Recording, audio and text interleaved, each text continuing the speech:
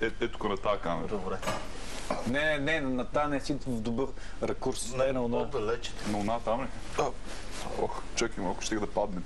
Бе, ти мръдни, тя ще те проследи. Чакай съм на... Там ме следи вече.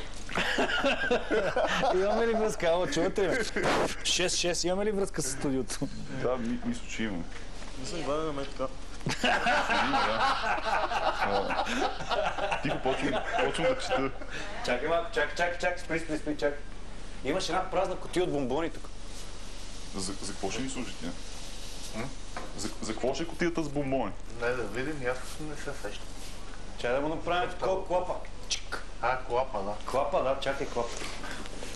Добре, сега ще го направим. Един момент, само още малко подготовки. Само, че тук има брандинг. Ето така не си.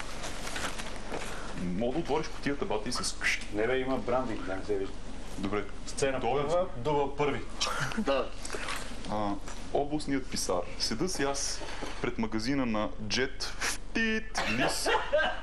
Тит ми станал твърд и прав като щанга под дънките и пулсира на слънцето.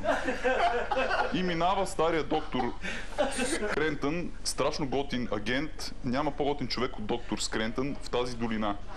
Той има смъкване на дупката на газа. Това мога да го кажа.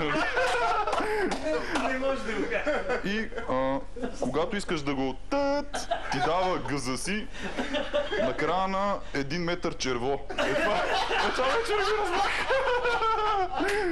Нищо, почти го паха, не си го разбрал. Ако иска, можеше да пусне червото от кабинета си до бирарията.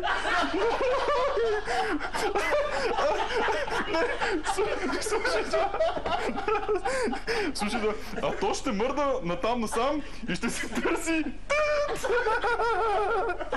Точно като сляп черви.